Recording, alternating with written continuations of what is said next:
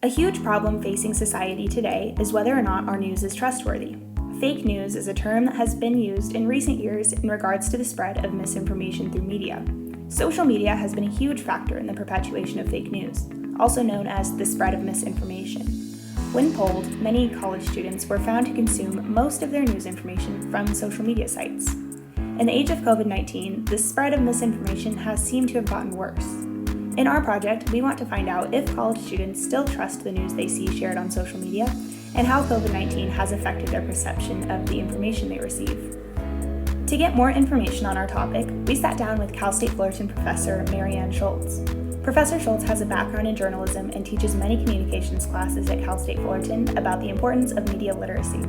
She was able to provide us with some great insight into the problem of misinformation online. In this video, we will be talking about what fake news is, how it's spread, and some tips for college students to combat the spread of misinformation on social media. First of all, we wanted to know how misinformation is spread online. Professor Schultz compared social media to a huge game of telephone. In the game, one person passes along a message to the next person, until it reaches the end. Often, by the end of the game, the original message has been completely lost or misconstrued. She says something very similar happens to the information posted online. A valid piece of information will be exaggerated or changed every time it's reshared until it loses its original meaning. Social media users are not held to the same journalistic standards that news organizations are. There are really no real-world consequences for lying on the internet. Sensationalized or exaggerated posts drive clicks and engagement. Even some news outlets have been caught embellishing their stories with exaggerated headlines. Posters want to elicit an emotional response from their audience to drive engagement.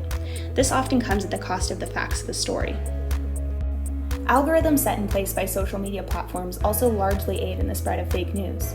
Professor Schultz said that algorithms were intentionally used as marketing tools, and they have become so effective they can learn more about you than just your shopping interests. Algorithms are intended specifically to keep users engaged on their site as long as possible. They do this by continuing to show users more of what they want to see and less of what they don't.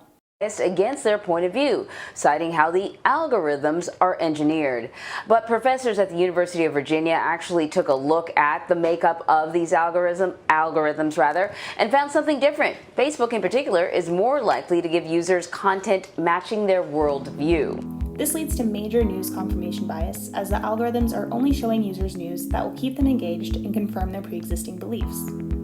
This confirmation bias has proven to cause real-world problems. Professor Schultz touched on how influential social media is on people's worldviews and political opinions. This has proven to be extremely dangerous in regards to COVID, as we see the effects of people believing misinformation spread about the virus.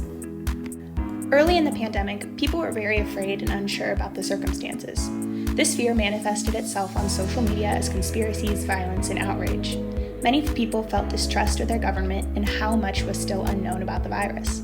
Desperate for any answers, people believed what they saw on social media as fact because believing conspiracies is more comforting than not knowing anything. The pervasiveness of misinformation around COVID-19 has likely affected everyone's perception of the validity of online news. So what can we do about this problem? While talking with Professor Schultz, we discussed the importance of media literacy. Media literacy is the ability to understand and decode messages put out by the media. This also means having the ability to distinguish between actual news and fake news. Many people are not taught media literacy skills until they reach college. We talked about how media literacy skills should be taught as early as possible in the public education system, so citizens can better make decisions about what information to believe. In Professor Schultz's Comm 101 class, she has her students take a fake news quiz to see if they can distinguish a true news story from one that was completely made up. This quiz is harder than it seems, and she finds it usually stumps most of her students.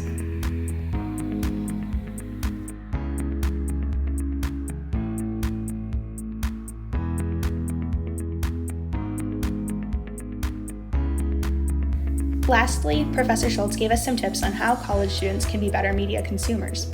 She suggests not getting your entertainment and news in the same location.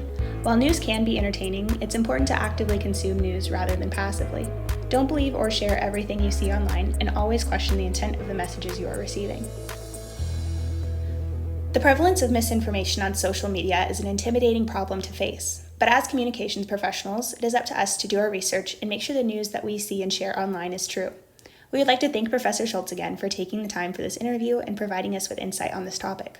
We look forward to finding out what college students think about the news they see on social media from our research.